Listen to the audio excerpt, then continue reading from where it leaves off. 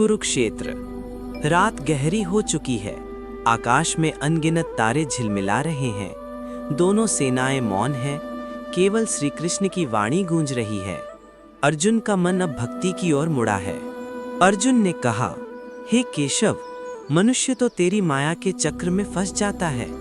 तूने ही इस माया में सृष्टि की रचना की और दूसरी ओर मनुष्य को चंचल मन दिया।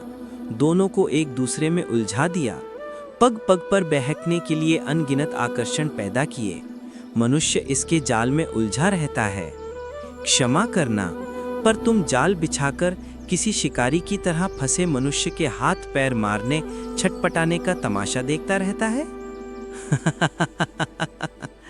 नहीं अर्जुन, मैं तमाशा नहीं देखता, अपनी माया की लीला देखता हूँ। फिर भी केवल निहारते ही रहते हो, सहायता तो नहीं करते। बेचारा प्राणी इधर उधर भटक रहा है, रास्ता भूल पड़ा है। तुम्हारे मन में उसकी सहायता का विचार भी नहीं आता। कभी आगे बढ़कर उसका हाथ थाम लो, रास्ता दिखाओ। बिल्कुल आता है, और मैं मनुष्य की सहायता भी करता हूँ। कब करते हो तुम उसकी सहायता?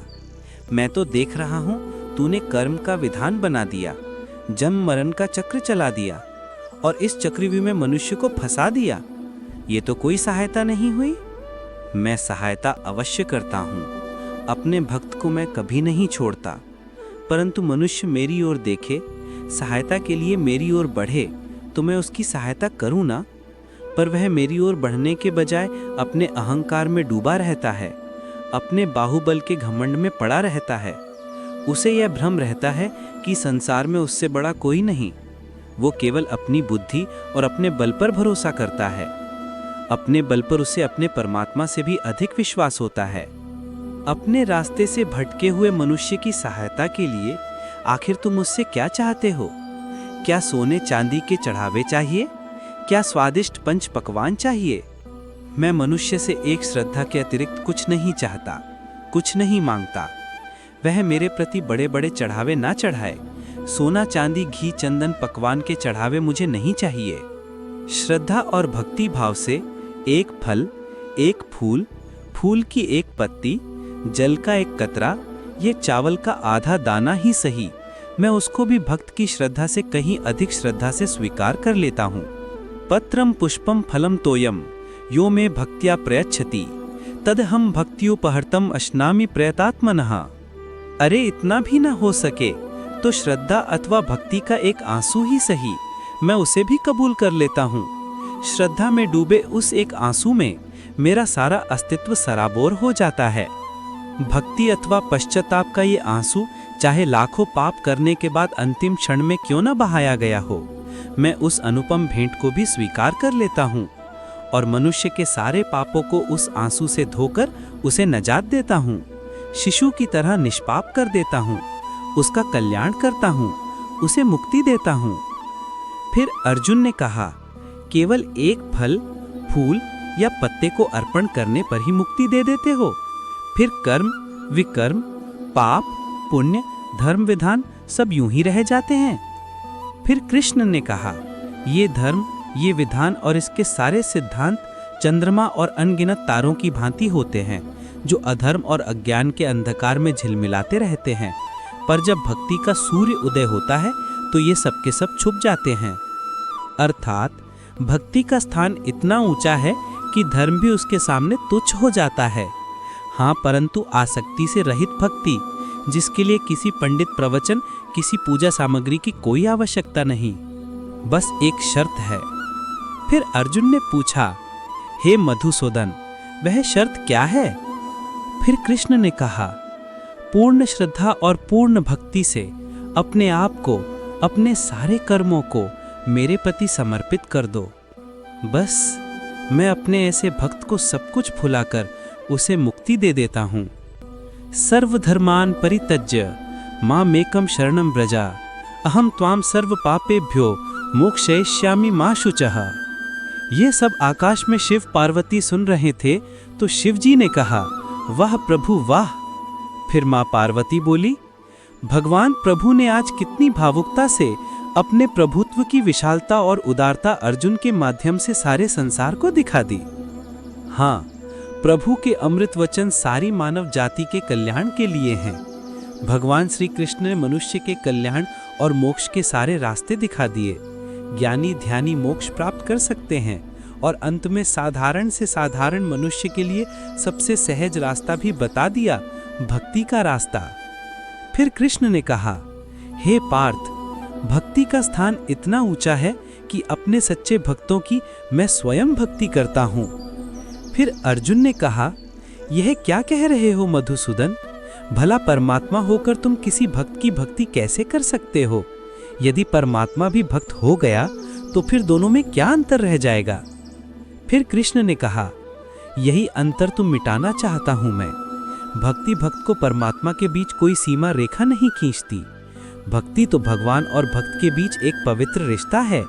जैसे प्रेम किसी प्रेमिका और उसके प्रेमी को एक बंधन में बांधकर एक कर देता है, उसी प्रकार भक्त के द्वारा भक्त अपने भगवान में तथा भगवान अपने भक्त में समा जाते हैं। दोनों एक रूप हो जाते हैं।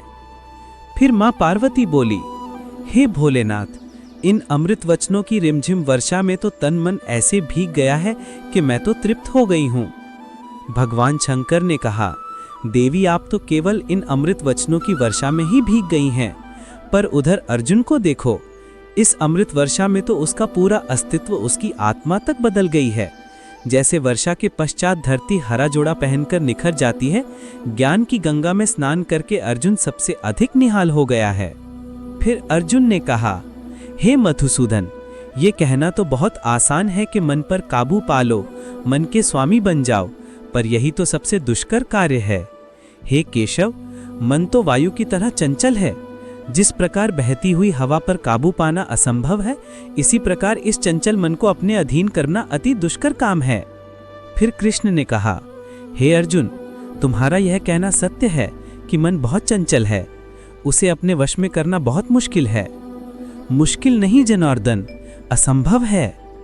नहीं अर्जुन, मुश्किल अवश्य है, परंतु असंभव नहीं है। तुम्हारा कहना है कि मन को वश में करने का कोई तरीका, कोई साधन भी है? अवश्य है। क्या है वो तरीका? असंशयम महाबाहो मनो दुर्निग्रहम चलम अभ्यासेन तु कौन्तेय वैराग्येण च गृह्यते। अर्थात मन को वश में करने के लिए उस पर दो तलवारों से प्रहार करना पड़ता है। एक तलवार है अभ्यास की और दूसरी तलवार है वैराग्य की। अभ्यास और वैराग्य, हाँ, अभ्यास और वैराग्य। देखो अर्जुन, अभ्यास का अर्थ है निरंतर अभ्यास। मन को एक काम पर लगा दो, वो वहां से भागेगा, उसे पकड़कर लाओ, वो फिर भागेगा, उसे फिर पकड़ो। ऐसा बार बार करना पड़ेगा। जैसे घोड़े का नवजात शिशु एक क्षण के लिए भी स्थिर नहीं रहता, क्षण क्षण में इधर उधर फुदकता रहता है, उसी प्रकार मन भी क्षण क्षण में इधर उधर फुदकता रहता है। एक चंचल घोड़े की तरह मन भी बड़ा चंचल होता है, और ऐसे चंचल मन को काबू करना उतना ही कठिन है जैसे किसी मुंहजोर घोड़े को काबू करना। ऐसे घोड़े को काबू करने के लिए सवार जितना जोर लगाता है, घोड़ा उतना ही विरोध करता है और बार बार सवार को ही गिरा देता है। परंतु यदि सवार दृढ़ संकल्प हो तो अंत में वह सरकश घोड़े पर सवार हो जाता है। बस फिर वही घोड़ा सवार के इशारे पर चलता है। उसी प्रकार मन को भी नियंत्रण की रस्सी में बांधकर बार बार अपने रास्ते पर लाया जाता है, तो अंत में वह अपने स्वामी का कहना मानना शुरू कर देता है। इसी को कहते हैं अभ्यास की तलवार चलाना। फिर अर्जुन ने कहा, जब अभ्यास की तलवार से ही मन ठीक रास्ते पर आ जाए, फिर दूसरी वैराग्य की तलवार की क्या आवश्यकता? उसकी आवश्यकता इसीलिए है कि एक बार ठीक रास्ते पर आ जाने के बाद मन फिर से उल्टे रास्ते पर न चला जाए, क्योंकि उल्टे रास्ते पर इंद्रियों के विषय उसे सदा आकर्षित करते रहेंगे। मिथ्या भोग विलास और काम की तृष्णा उसे फिर अपनी ओर खींच सकती है। इसलिए मन को यह समझना जरूरी है कि वो सारे विषय भोग मिथ्या हैं, असार हैं, मोह माया के द्वारा उत्पन्न होने वाले मोह का भ्रम है।